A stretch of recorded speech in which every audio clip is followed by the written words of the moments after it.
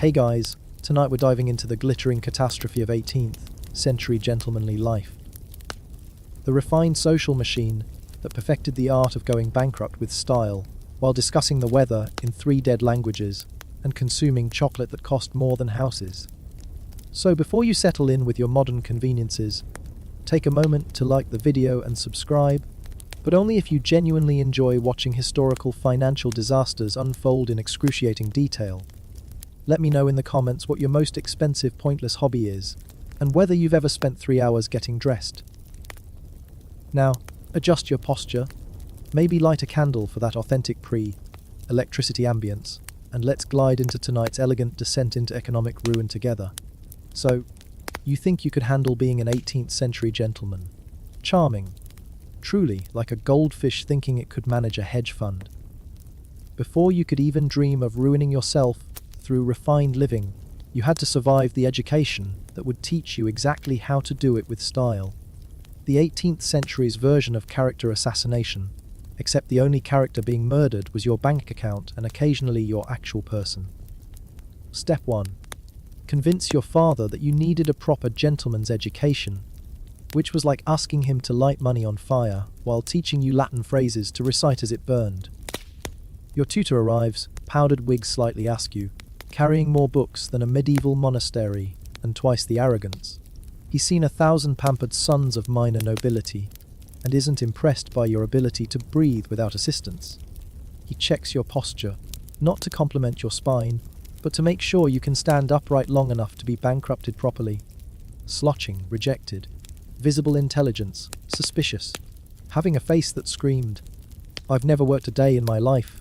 Essential qualification. If you made it past the initial assessment, you were now considered educable, which in Georgian terms meant unlikely to embarrass the family name immediately. And yes, you had to memorize endless rules of deportment, not for practical use, but to demonstrate that you had the leisure time to learn completely useless information. These rules were taken very seriously. If you violated them, you weren't sent to your room. You were socially ostracized, challenged to duels, or worse, forced to associate with merchants. Still interested? Excellent. Now prepare to spend the next 20 years learning how to lose money gracefully while discussing the weather in 3 dead languages. They called this refinement. Wealthy families lined up to provide it for their sons. Culture, they said. Breeding, they said. Most of them didn't realize they were essentially funding their own financial extinction through elaborate ritual suicide. And don't think being born into money made it easier. In fact, it made it mandatory. If you were the right combination of wealthy and male, congratulations. Gentlemanly ruin was your destiny, and your inheritance tax. Of course, if you were born poor, you could still observe gentlemen from a safe distance. They just called you the help, paid you pittances, and watched you work while they practiced being ornamental. And that's just the educational preparation. So you survived the tutoring, the dancing lessons, the fencing instruction that taught you 17 ways to die honorably. You're ready. Hooray. Now the real financial hemorrhaging begins. The systematic transformation of your inheritance into elaborate methods of displaying your complete uselessness to society. Forget practical skills. You're no longer someone who can fix things, build things, or contribute meaningfully to human progress. You are now a gentleman, which in 18th century terms meant ornamental human being with expensive hobbies and a pathological fear of honest work. Your new identity was wrapped in silk stockings, powdered wigs, and the scent of whatever exotic cologne cost more than a labourer's yearly wage. Your clothes weren't clothing, they were architectural projects requiring engineering degrees and teams of servants to operate. Want to get dressed? Plan 3 hours and hire specialists. Your wig alone required more maintenance than most people's houses. Your new best friends were 50 other overpowdered men in equally ridiculous outfits, all competing to see who could spend money most creatively while contributing least to society. Usefulness was vulgar. Productivity was beneath you. If you showed any practical skills, other gentlemen might assume you were trade class, or worse, capable of supporting yourself. You lived in constant fear of appearing competent. Oh, and about your daily schedule, it wasn't optional. The morning chocolate ceremony, the elaborate wig powdering ritual, the 3 Our dressing procedure weren't suggestions. These were the sacred obligations of your class, designed to ensure you never accidentally accomplished anything meaningful before noon. But let's discuss what nobody warned you about when you signed up for this life of decorative futility. The clothes alone were enough to bankrupt small nations. That elegant suit you're wearing, it cost more than most people earned in 5 years, and it was hopelessly out of fashion within 6 months. The fabric was imported from distant countries by men who actually worked for a living, a concept that would horrify you if you understood it. Your daily outfit required silk stockings that snagged if you looked at them wrong, breeches so tight they functioned as medieval torture devices, and coats with so many buttons that getting dressed was a team sport. The powdered wig was a masterpiece of impractical engineering, requiring daily maintenance, weekly professional styling, and monthly complete reconstruction. It attracted insects, harbored diseases, and caught fire with alarming frequency, but it demonstrated that you had enough leisure time to maintain something completely useless on your head. Your shoes, those delicate pointed monuments to foot torture, were designed by people who clearly believed walking was for peasants. They provided roughly the same protection as wearing paper bags, offered the stability of ice skating on marbles, and cost enough to feed entire villages. But they looked absolutely magnificent while you hobbled around like an elegantly dressed flamingo. Speaking of hobbling, let's examine the daily routine that was slowly murdering you through refined living. Your day began at 10 in the morning, which was practically dawn for a gentleman. Rising earlier would suggest you had something useful to do, and nothing could be more damaging to your reputation.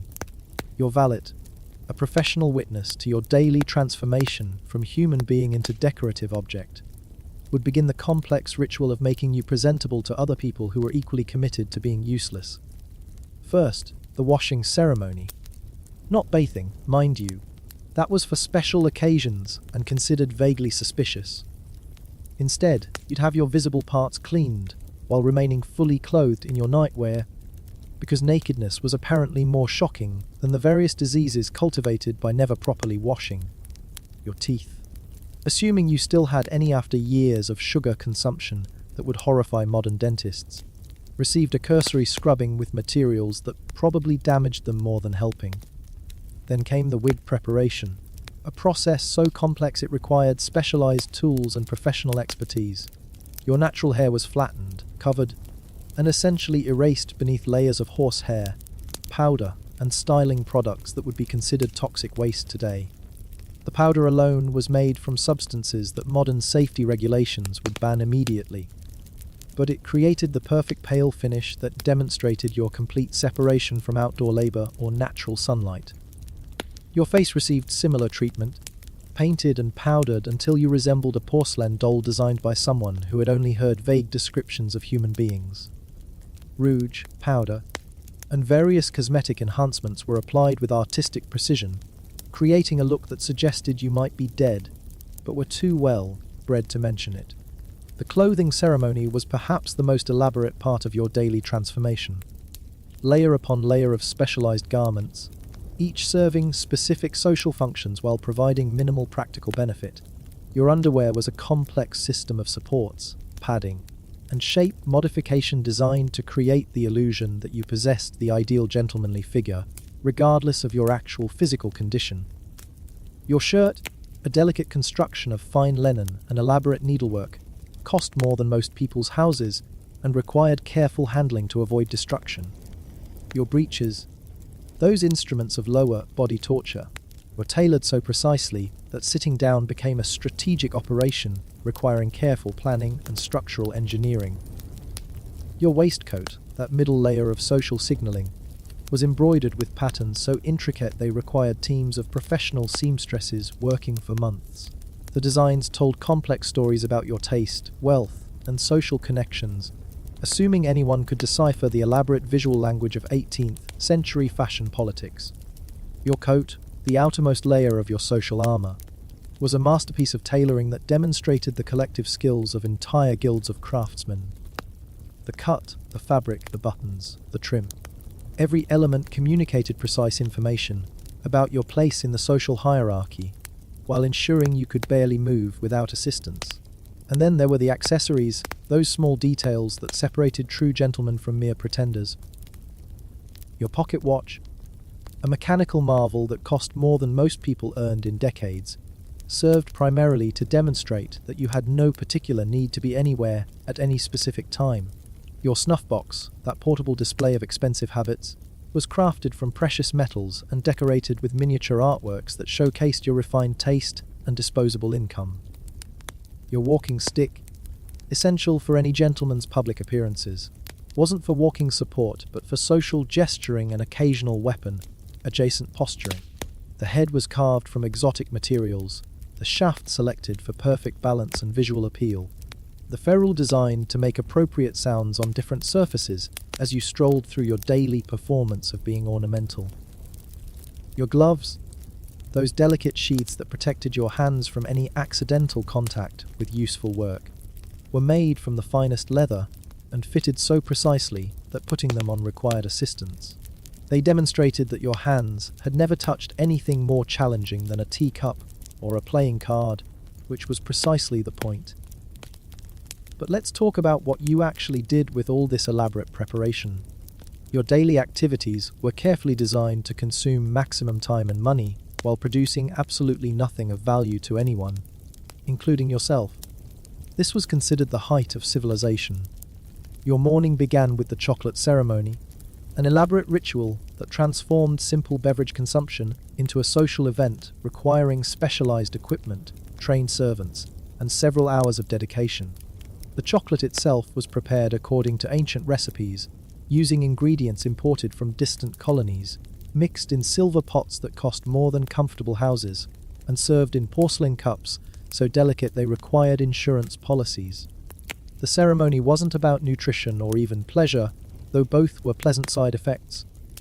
It was about demonstrating that you had the leisure time for elaborate food rituals, the wealth to afford exotic ingredients, and the social connections to participate in the latest fashionable trends. You discussed the weather, the quality of the chocolate, and various social gossip while consuming liquid calories that provided no practical benefit beyond their cost. After chocolate came the correspondence period, during which you would read and respond to letters from other gentlemen who had nothing better to do than write letters to each other about having nothing better to do. These letters followed elaborate formats that required years of study to master, discussing topics of supreme unimportance with language so ornate it obscured whatever minimal meaning might have been intended. Your handwriting itself was an art form that demanded constant practice to maintain. The elaborate flourishes, the precise spacing, the decorative elements that transformed simple communication into visual displays of educational refinement. These skills took years to develop and served no purpose beyond demonstrating that you had years to waste on learning decorative writing techniques. The social visiting period consumed the middle portion of your day, during which you would travel from house to house, paying ceremonial visits to other gentlemen who were equally committed to filling their days with meaningful meaninglessness. These visits followed rigid protocols that governed everything from the length of stay to the topics of acceptable conversation to the precise manner of taking leave. Transportation itself was an elaborate production. Your sedan chair or carriage wasn't merely conveyance, but a mobile display of your social status, decorated and maintained at enormous expense to ensure that even your method of getting from place to place communicated appropriate information about your wealth and taste. The bearers or drivers were costumed to match your social presentation, creating a coordinated ensemble that turned simple travel into theatrical performance. During visits, conversation was governed by rules so complex they required constant study to avoid social catastrophe. You could discuss certain topics but not others, express opinions within narrow acceptable ranges, and demonstrate knowledge of current events, while avoiding any suggestion that you actually cared about practical outcomes. The art was to appear informed and engaged while remaining utterly detached from anything that might require actual effort or commitment. The afternoon period was dedicated to various forms of intellectual entertainment that showcased your educational refinement, while carefully avoiding any practical application of knowledge. You might read poetry, but only for aesthetic appreciation, never for emotional engagement or personal growth. You might discuss philosophy, but only the abstract portions that had no bearing on daily life or moral decision-making. Music was particularly important during this period, both listening and performing. Your musical education had prepared you to appreciate the most complex and fashionable compositions, to discuss the technical merits of different performers and composers, and to play instruments well enough to entertain other gentlemen, without suggesting you possessed the vulgar dedication of professional musicians. The instruments themselves were works of art, decorated and crafted with the same attention to visual appeal as functional capability. Your harpsichord, if you were wealthy enough to own one, was more furniture than instrument, designed to complement your home's decorative scheme, while providing musical entertainment for your social gatherings. Gaming occupied significant portions of your social time, not because you particularly enjoyed games, but because gaming was the acceptable method for gentlemen to engage in risk-taking behavior without appearing to work for money. The games themselves were complex enough to require skill and knowledge, but pointless enough to avoid any suggestion of practical benefit. Card games, dice games, board games, each had elaborate rules and social protocols that transformed simple entertainment into complex social rituals. Your gaming skills were part of your gentlemanly education, necessary for social acceptance, but dangerous for financial survival. Many gentlemen discovered that their refined gaming education was primarily an expensive method of transferring their inheritance to more skillful players. The betting culture surrounding these games created additional layers of financial risk. Gentlemen were expected to wager significant amounts to demonstrate their casual relationship with money, but the amounts required for social credibility could bankrupt families within a few unlucky evenings. The social pressure to maintain gambling losses with grace often led to debts that destroyed entire estates. Evening entertainment required entirely different clothes, social protocols, and expensive preparations. Your dinner outfit was distinct from your morning wear, your afternoon visiting costume, and your private home attire. Changing clothes became a major daily activity requiring teams of servants and hours of preparation time. The dinner parties themselves were elaborate theatrical productions designed to showcase your wealth, taste, and social connections while consuming enormous resources for temporary pleasure. The table settings alone required specialized knowledge to arrange and interpret. With different utensils, plates, and glasses for each course, each positioned according to precise rules that took years to master. The food was prepared by professional cooks who specialized in creating elaborate dishes that prioritized visual impact and exotic ingredients over nutrition or practical considerations. Meals often included ingredients imported from distant continents, prepared using techniques that required specialized training, and presented in ways that transformed eating into aesthetic experience. Your dining behavior was governed by etiquette rules so complex they required constant attention to avoid social errors.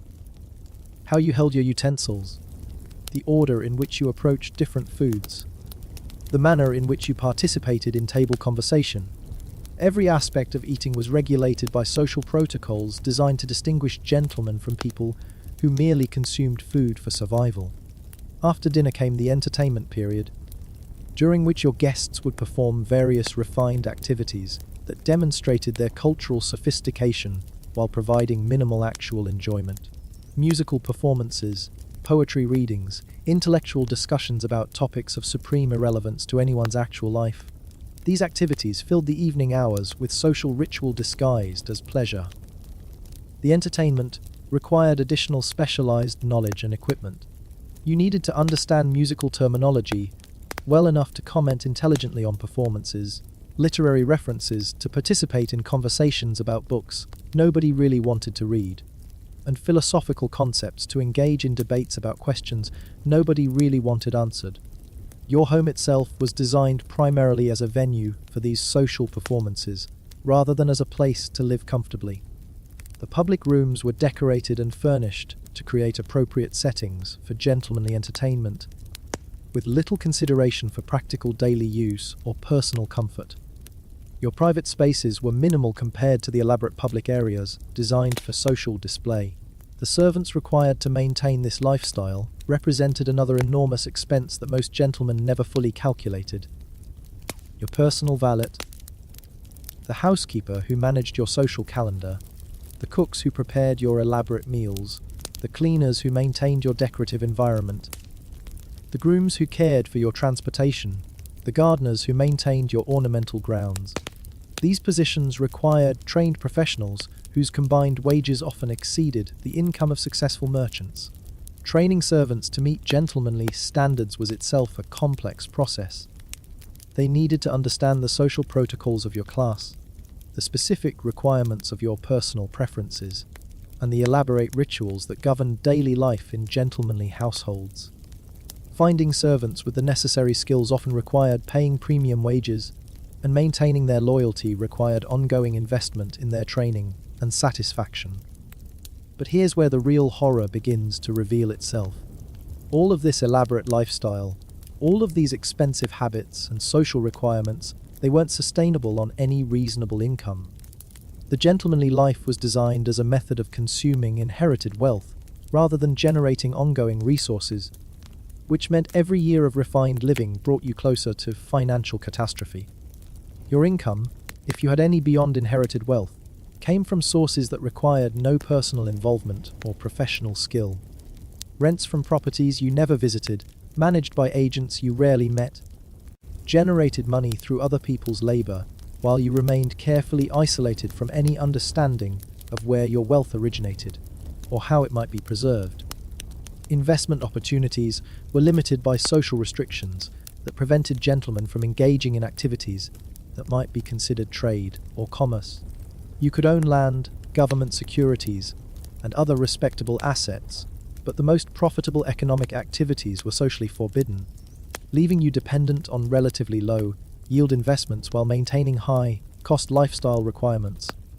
The mathematics were inexorably destructive.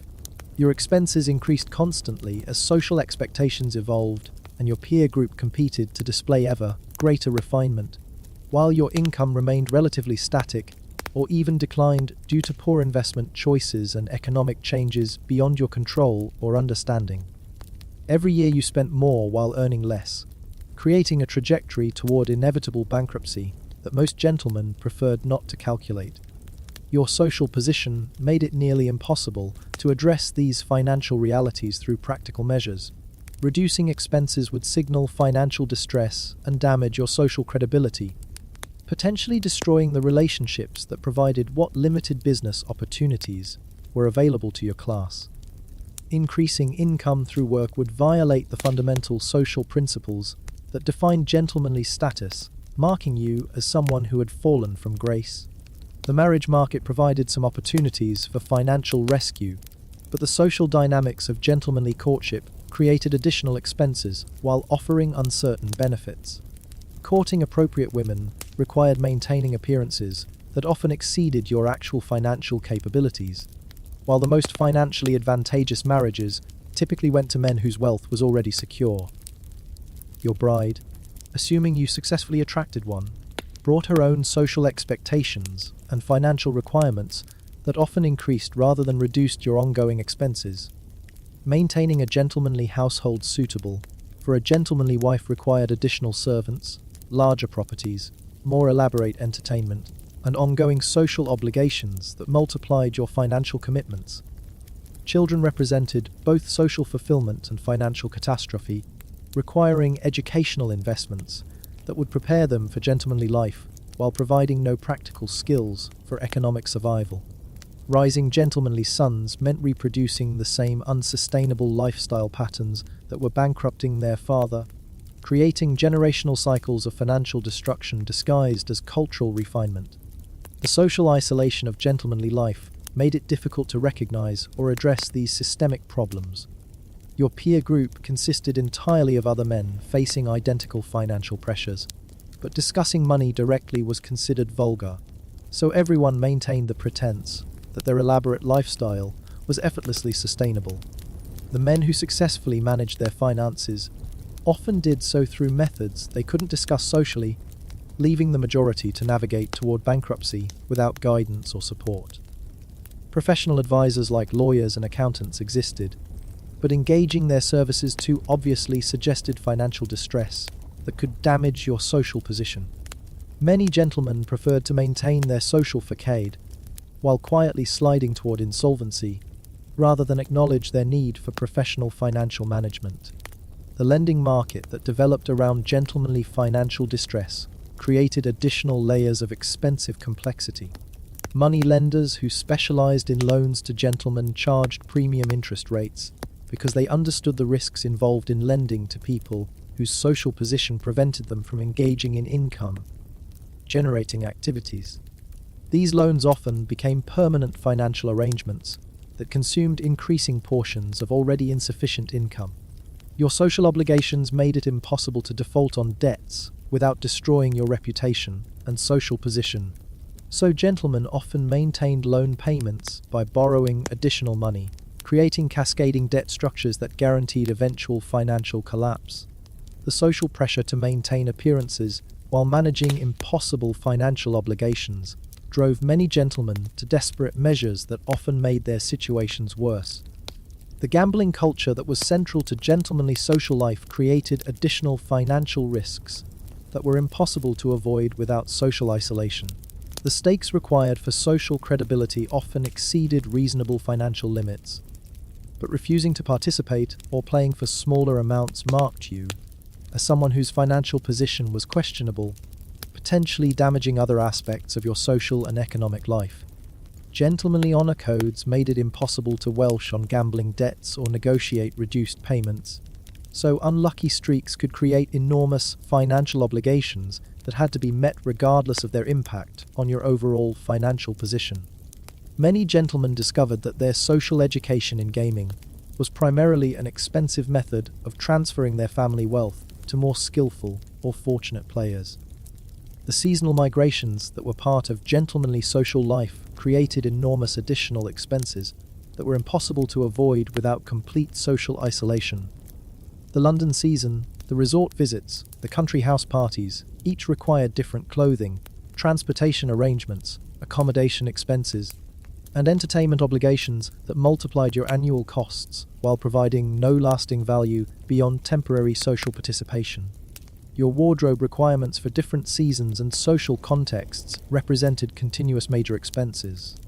Fashion changes made clothing obsolete within months of purchase, but appearing in outdated styles marked you as someone who couldn't afford to maintain current fashions, potentially damaging your social credibility and economic prospects.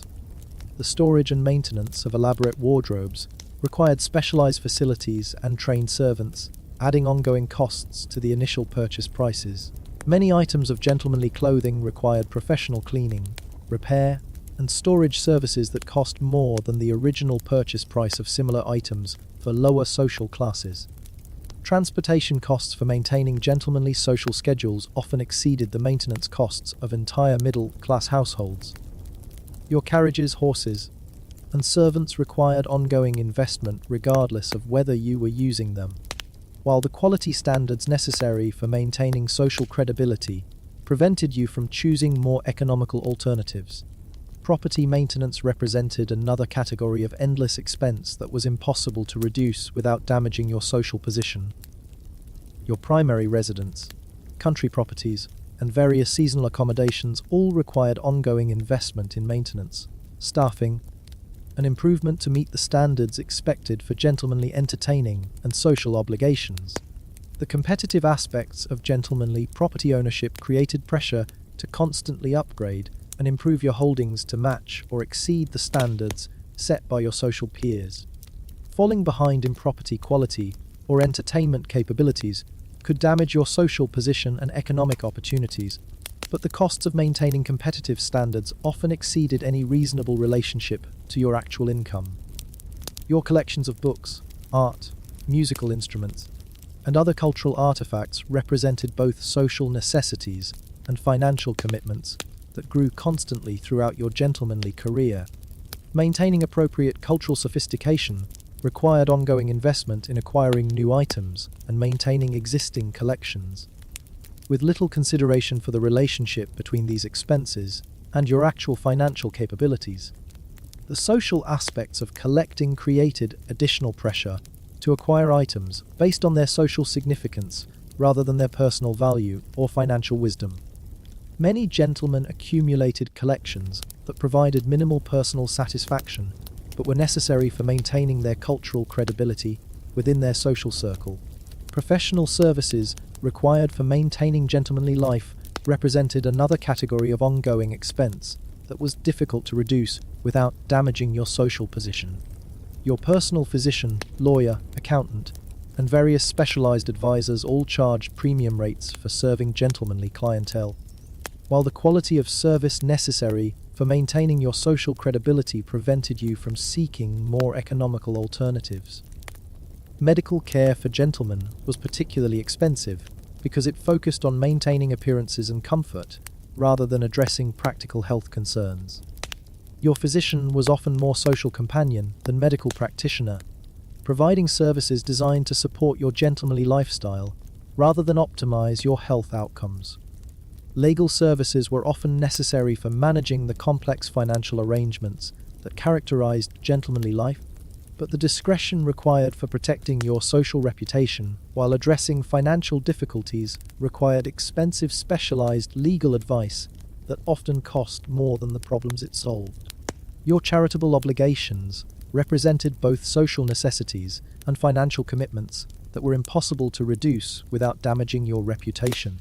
Gentlemen were expected to support various causes and institutions as demonstrations of their social responsibility and financial capability, but these obligations often continued regardless of changes in your actual financial position.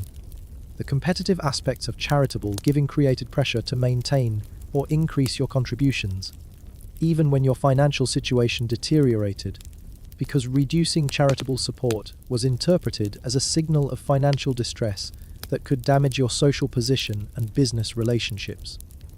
Religious obligations also created ongoing financial commitments that were difficult to adjust based on changing financial circumstances. Your family pew, contributions to church maintenance, and various religious charitable activities were considered permanent social obligations rather than discretionary expenses that could be managed based on your current financial capabilities.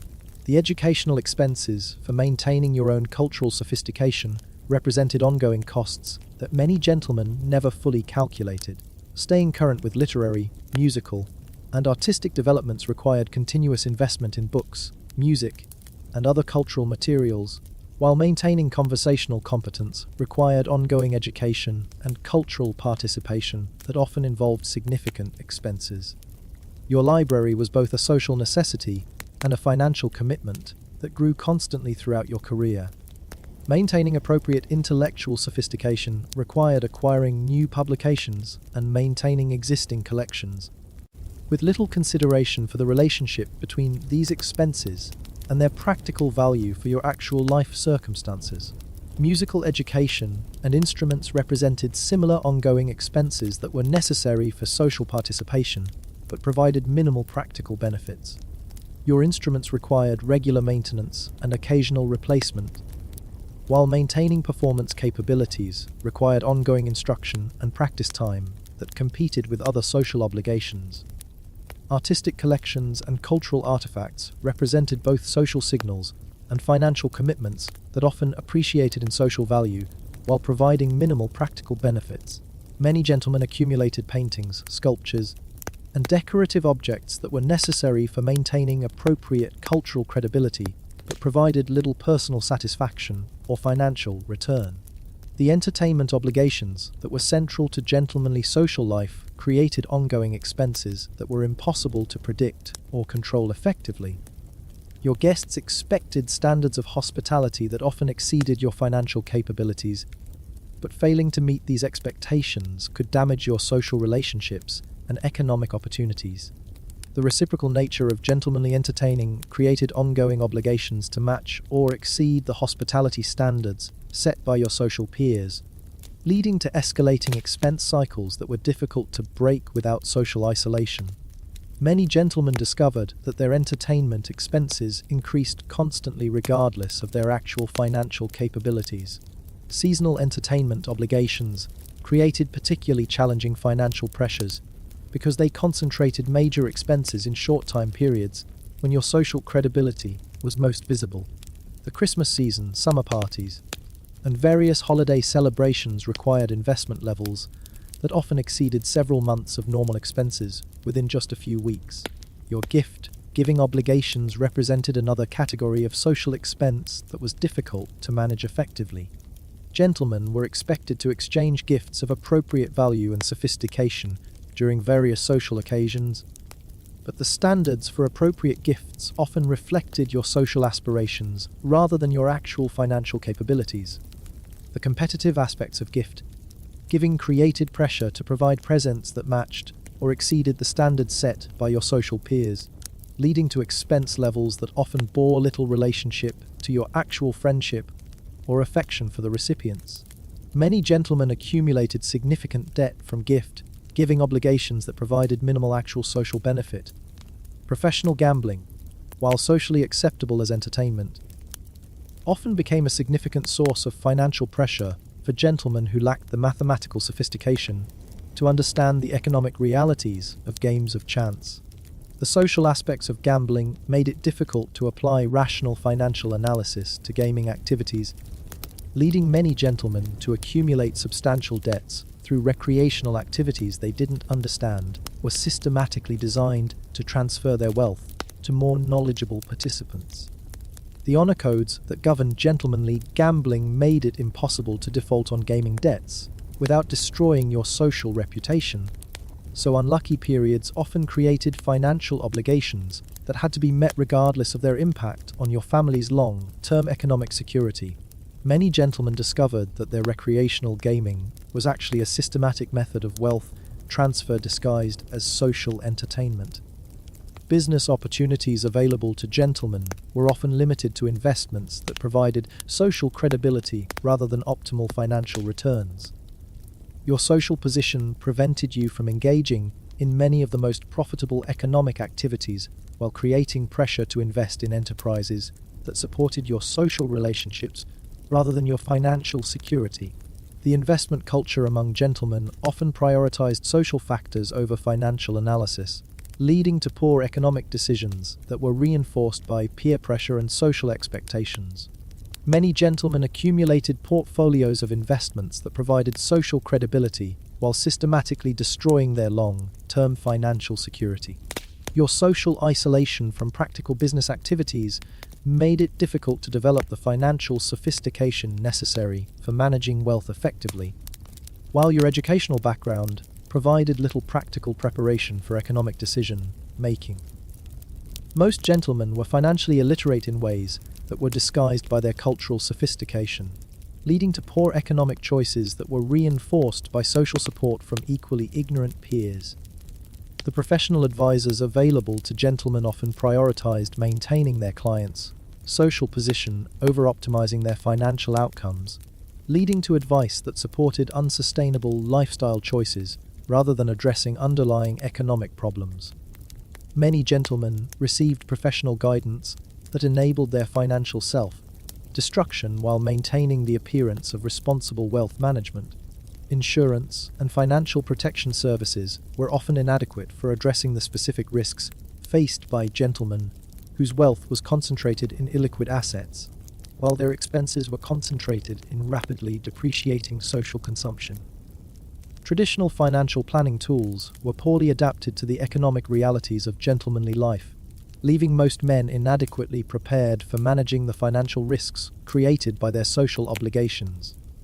Your family responsibilities often extended beyond your immediate household to include ongoing financial support for extended family members whose own gentlemanly educations had left them equally unprepared for economic self-sufficiency.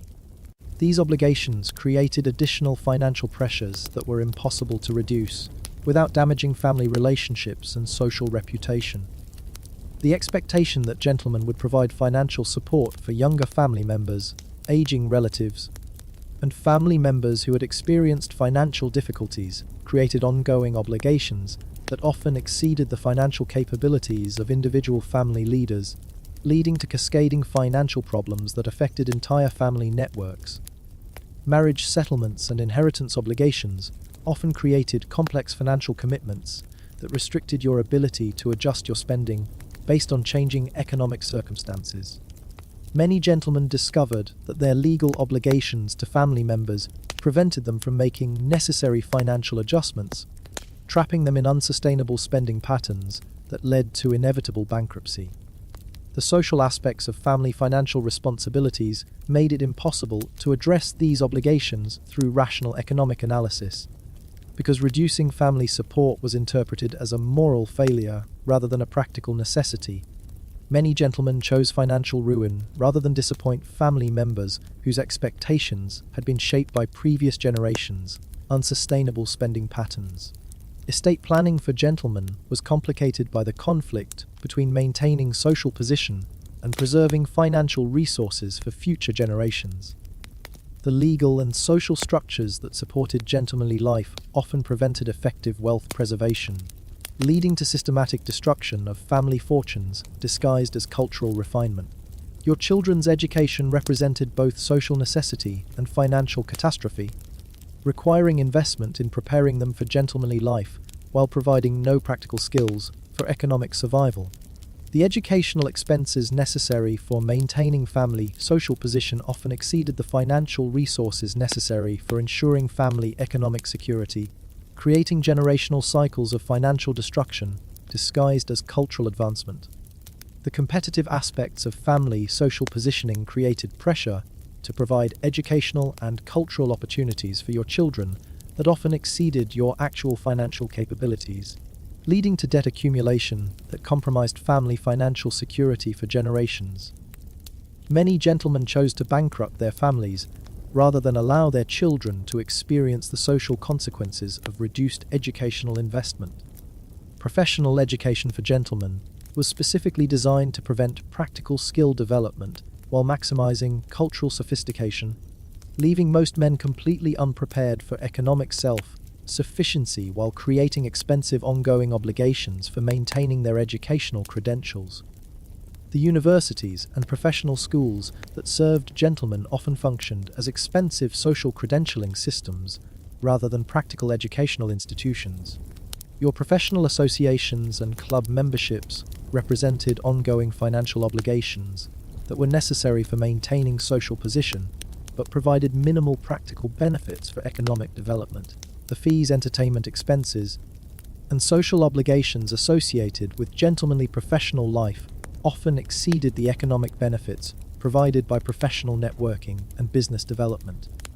The retirement planning available to gentlemen was often inadequate for addressing the financial realities of maintaining social position while managing declining income capabilities.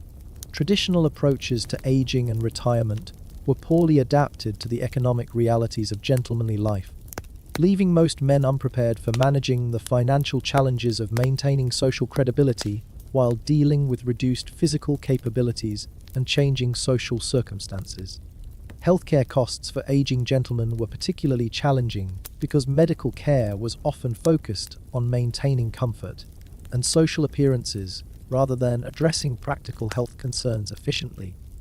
The medical professionals who served gentlemen often charged premium rates for providing services that supported social expectations rather than optimized health outcomes, leading to medical expenses that often exceeded practical healthcare costs while providing minimal additional benefit. Legal costs for managing the complex financial arrangements that characterized gentlemanly life often increased dramatically during periods of financial stress, creating additional expenses precisely when financial resources were most limited. The discretion necessary for protecting social reputation while addressing financial difficulties required expensive, specialized legal services that often cost more than the financial problems they were designed to solve. The social isolation that protected gentlemen from vulgar commercial activities also prevented them from developing the practical skills and professional relationships necessary for managing financial difficulties effectively. When financial problems became unavoidable, most gentlemen discovered that their social position had left them uniquely unprepared for addressing economic challenges through practical measures.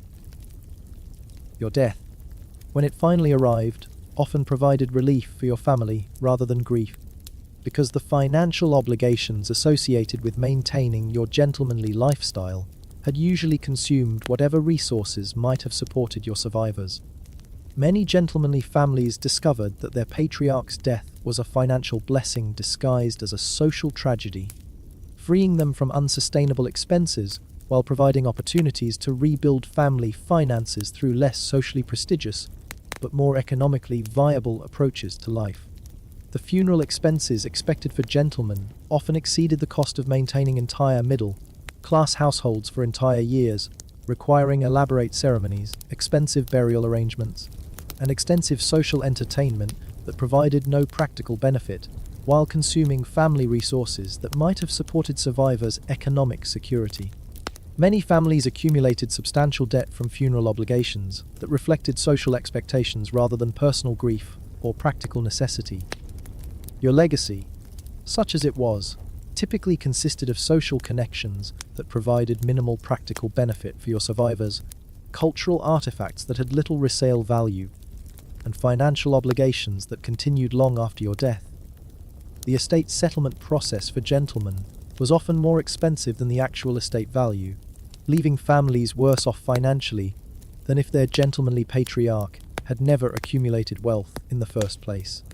The children you left behind were typically educated for gentlemanly life, but unprepared for economic reality, creating generational cycles of financial destruction that were reinforced by social expectations and family traditions that prioritized cultural sophistication over financial security. Your gentlemanly education and social position had prepared you to be a decorative ancestor rather than a practical family foundation.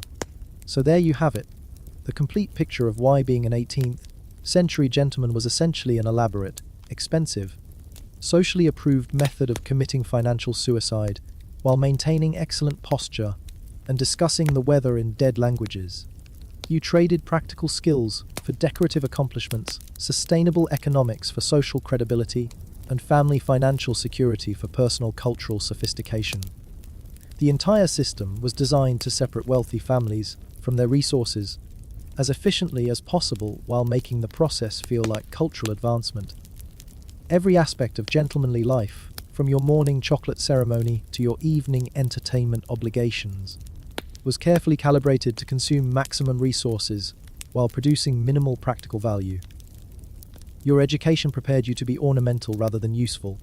Your social obligations prevented you from engaging in practical economic activities, and your cultural sophistication disguised your complete inability to support yourself or your family through productive work. You were essentially a very expensive pet, maintained by society for decorative purposes, while consuming resources that might have supported multiple families living more practically. The irony, of course, is that this system was considered the height of civilization, the ultimate achievement of human cultural development. The ability to maintain elaborately useless human beings as demonstrations of social sophistication was seen as evidence of economic progress, rather than systematic waste of human potential and financial resources. But perhaps the most tragic aspect of gentlemanly life was that most gentlemen genuinely believed they were living well, that their elaborate consumption and social rituals represented meaningful achievements rather than systematic self-destruction. The social isolation that protected them from vulgar practical concerns also prevented them from recognizing the economic and social damage they were inflicting on themselves and their families. The 18th century gentleman was the perfect product of a system that prioritized appearance over substance, tradition over adaptation, and social credibility over practical effectiveness. In trying to be everything a gentleman should be, you became nothing a human being needed to be, and in the process, you consumed resources that might have supported genuine human flourishing, while producing nothing of lasting value beyond cautionary tales about the dangers of mistaking cultural sophistication for actual wisdom. And that, my friend, is why being a gentleman in the 18th century was essentially signing your own financial death warrant with a quill pen made from exotic bird feathers and ink mixed with your own liquefied inheritance. The truly insidious part was how the system made you complicit in your own destruction. Every morning when you woke up in your silk-sheeted bed, every time you rang for your valet, to begin the elaborate ritual of transforming you into a decorative human being. Every moment you spent discussing the fascinating topic of whether it might rain later while sipping chocolate that cost more than a labourer's monthly wages, you were actively participating in the systematic dismantling of your family's economic future. But here's what made it truly diabolical. The system was designed to make you feel superior while it was destroying you. You weren't just going bankrupt, you were going bankrupt with style, with grace, with the kind of refined elegance that made bankruptcy look like a cultural achievement. Your financial ruin was wrapped in silk and powdered with the finest French cosmetics, making it almost impossible to recognize the catastrophe until it was far too late to address it through anything resembling practical measures. The psychological manipulation was masterful. Society convinced you that your complete inability to support yourself was actually evidence of your refined nature, that your ignorance of practical matters demonstrated your elevated character, and that your systematic consumption of inherited wealth was a form of cultural stewardship rather than economic vandalism. You were taught to take pride in being useless, to consider productivity beneath your dignity, and to view financial self-sufficiency as something vaguely disreputable. Your daily life was structured to reinforce these delusions through constant social feedback from other men who were equally committed to their own financial self-destruction. When you gathered for your morning chocolate ceremonies, your afternoon visiting rituals, and your evening entertainment obligations, you were surrounded by other gentlemen who validated your lifestyle choices through their own commitment to identical patterns of expensive futility. The conversations during these social gatherings were carefully designed to avoid any topics that might lead to practical thinking about economic reality. You discussed literature, but never the economics of publishing, music, but never the business of composition, politics, but never the financial implications of policy decisions, philosophy, but never the practical applications of ethical thinking to daily life management. This intellectual isolation was essential for maintaining the system's effectiveness. If gentlemen had been encouraged to think practically about economic matters, they might have noticed that their lifestyle was mathematically impossible to sustain. If they had been allowed to discuss money directly, they might have discovered that their peers were facing identical financial pressures and could have worked together to develop more sustainable approaches to social life. Instead, the social protocols of gentlemanly conversation ensured that everyone maintained the pretense that their elaborate lifestyle was effortlessly affordable while privately struggling with the same impossible economic mathematics.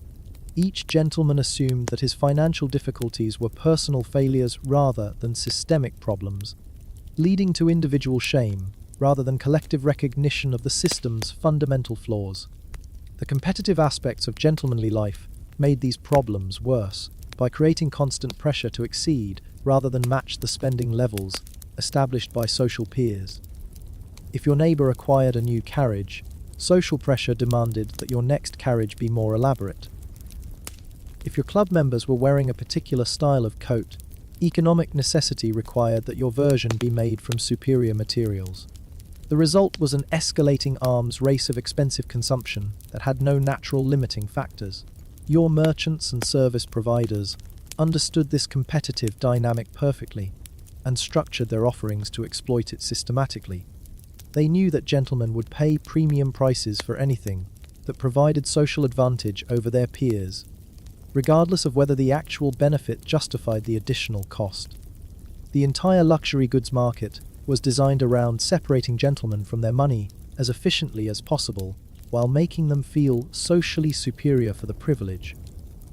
The credit systems that developed around gentlemanly consumption were particularly insidious because they allowed you to maintain social appearances while accumulating debts that would eventually destroy your family's financial security.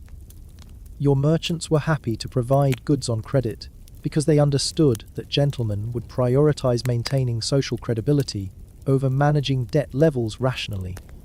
The legal protections available to creditors made it nearly impossible for gentlemen to escape from debt obligations through bankruptcy or negotiation. So once you began accumulating significant debts, the trajectory toward financial ruin became essentially irreversible. The social pressure to maintain appearances, while managing impossible financial obligations, often led to desperate measures that made bad situations dramatically worse. The marriage market provided some opportunities for financial rescue, but the social dynamics of gentlemanly courtship often created additional expenses that exceeded any financial benefits from successful marriages. The elaborate courting rituals required expensive displays of romantic devotion, while the competition for financially advantageous marriages often involved spending levels that were impossible to sustain regardless of the outcome. Your bride, assuming you successfully attracted one with sufficient financial resources to address your economic difficulties, typically brought her own set of social expectations and financial obligations that often increased rather than reduced your ongoing expenses. Maintaining a gentlemanly household suitable for a gentlemanly wife required additional servants, larger properties, more elaborate entertainment, and ongoing social obligations that multiplied your financial commitments. The children produced by gentlemanly marriages represented both social fulfillment and economic catastrophe, requiring educational and cultural investments that prepared them for gentlemanly life while providing no practical skills for economic survival. Each child multiplied your financial obligations while reducing your flexibility for addressing economic problems through practical measures. The gender dynamics of gentlemanly families made financial problems particularly difficult to address effectively. Your wife's social education had prepared her to be decorative rather than practical, leaving her unable to contribute meaningfully to family economic management while maintaining expensive social obligations that were considered essential for family social position. Your daughters required elaborate educational and cultural investments to prepare them for marriage to other gentlemen, while your sons needed even more expensive preparation for their own careers in gentlemanly financial self-destruction. The educational expenses necessary for maintaining family social position often exceeded the resources necessary for ensuring family economic security, creating impossible choices between social credibility and financial survival. The professional opportunities available to your children were limited by the same social restrictions that prevented you from engaging in practical economic activities. They could inherit your social position and financial obligations, but they were equally unprepared for managing the economic realities of maintaining gentlemanly life on insufficient resources. The generational aspects of gentlemanly financial destruction were particularly tragic because each generation began with the assumption that their parents' lifestyle was effortlessly sustainable, not realizing that they were inheriting systematic economic problems disguised as social advantages. By the time each new generation recognized the financial realities of their situation, they were typically too committed to their social position and too ignorant of practical alternatives to make effective changes. The legal structures that governed inheritance and property management among gentlemen were often designed to prevent, rather than enable, effective financial management, creating complex trust arrangements and legal obligations that restricted flexibility while failing to address the fundamental problem of lifestyle expenses that exceeded sustainable income levels. Your estate planning was complicated by the conflict between maintaining social position and preserving financial resources for future generations. The legal and financial instruments available for estate management were often poorly adapted to the specific challenges faced by families whose wealth was concentrated in illiquid social assets, while their expenses were concentrated in rapidly depreciating consumption. Professional estate management services were often expensive and ineffective because they were designed to maintain social appearances rather than optimize financial outcomes. The trustees and advisors who managed gentlemanly estates often shared the same cultural biases that had created the financial problems in the first place, leading to professional advice that enabled continued financial destruction while maintaining the appearance of responsible wealth management. The tax obligations associated with maintaining gentlemanly properties and social position were often substantial and impossible to reduce without damaging social credibility. Your property taxes, inheritance taxes, and various fees associated with gentlemanly legal status created ongoing financial obligations that had to be met regardless of changes in your actual financial capabilities or economic circumstances. The regulatory environment that governed gentlemanly economic activities was often designed to protect social hierarchies rather than enable economic efficiency, creating additional obstacles for gentlemen who might have wanted to address their financial difficulties through practical business activities. The legal restrictions on trade, commerce, and professional activities made it nearly impossible for gentlemen to increase their income through their own efforts. Your social isolation from practical economic activities meant that you typically lacked the professional relationships and practical skills necessary for identifying and pursuing legitimate business opportunities when financial pressures made additional income necessary. The educational background that had prepared you for gentlemanly life was not only useless for practical economic activities, but was actually counterproductive because it had taught you to view productive work as beneath your dignity. The business opportunities that were socially acceptable for gentlemen were often limited to investments that provided social credibility rather than optimal financial returns, leading to portfolios that reflected social expectations rather than sound financial analysis. Many gentlemen accumulated investments that were designed to support their social relationships rather than their economic security. The investment culture among gentlemen often prioritized social factors over financial analysis, leading to poor economic decisions that were reinforced by peer pressure and social expectations. The competitive aspects of investment discussions often led to choices that were designed to impress other gentlemen rather than generate sustainable returns, creating additional layers of financial risk that were disconnected from practical economic analysis. Your financial advisors were often chosen based on their social credibility rather than their professional competence, leading to advice that supported unsustainable lifestyle choices rather than addressed underlying economic problems. The professional services market that served gentlemen was often designed to maintain client social position rather than solve client financial problems, creating expensive advisory relationships that failed to address fundamental economic challenges. The insurance and financial protection services available to gentlemen were often inadequate for addressing the specific risks created by lifestyle obligations that exceeded sustainable income levels. Traditional financial planning approaches were poorly adapted to the economic realities of social positions that required ongoing expensive consumption regardless of actual financial capabilities.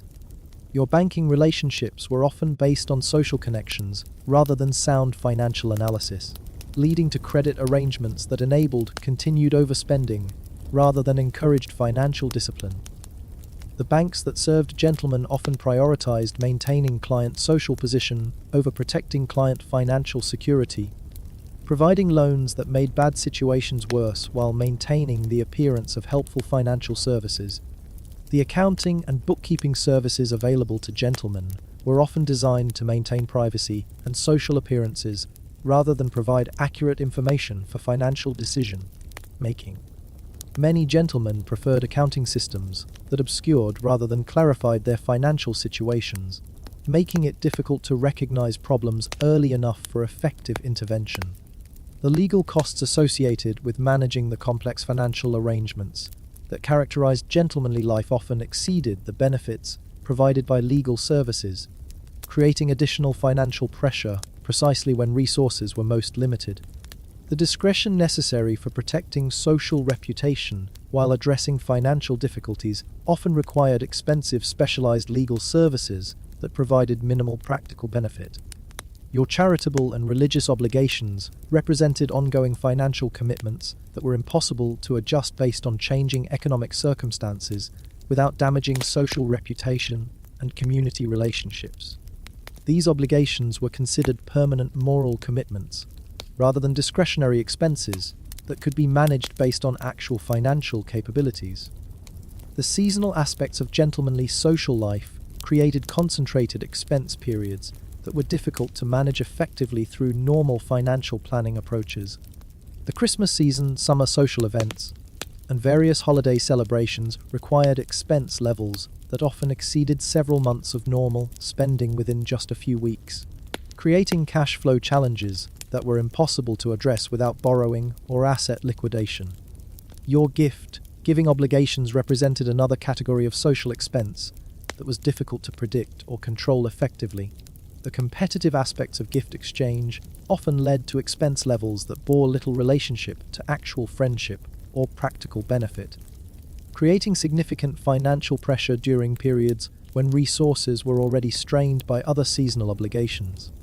The transportation costs associated with maintaining gentlemanly social schedules were often substantial and impossible to reduce without compromising social position.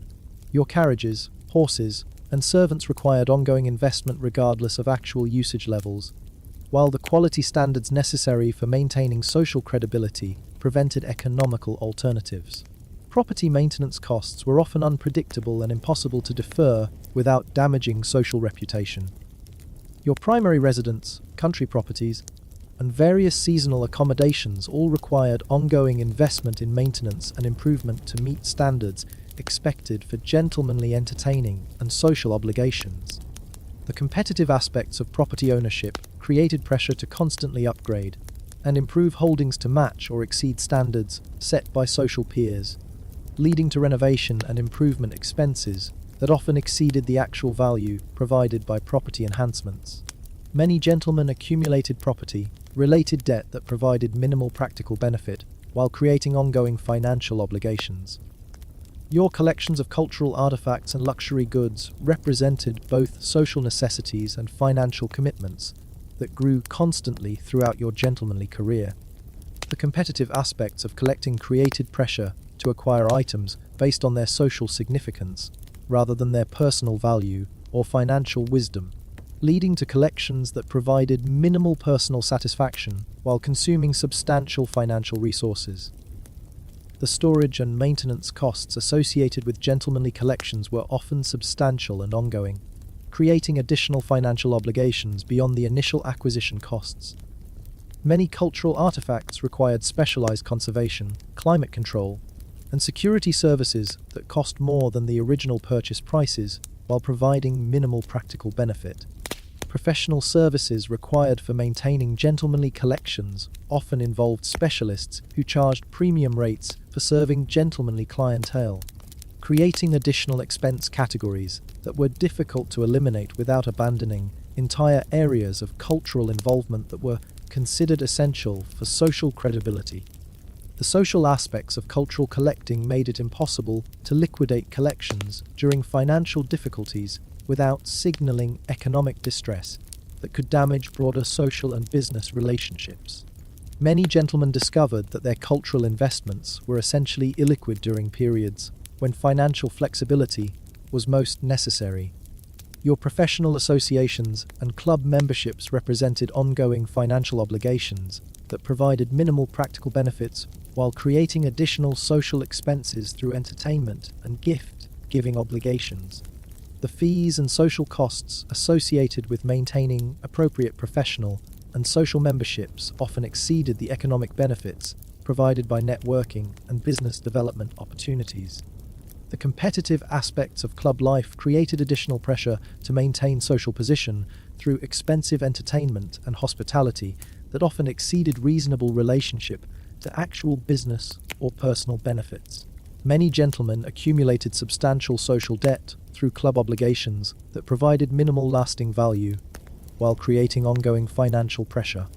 The retirement planning approaches available to gentlemen were often inadequate for addressing the financial realities of maintaining social position while managing declining income capabilities. Traditional approaches to aging and financial security were poorly adapted to the economic realities of lifestyle obligations that continued regardless of actual financial capabilities or physical conditions. Healthcare costs for aging gentlemen were often substantial and focused on maintaining comfort and social appearances rather than providing efficient medical care.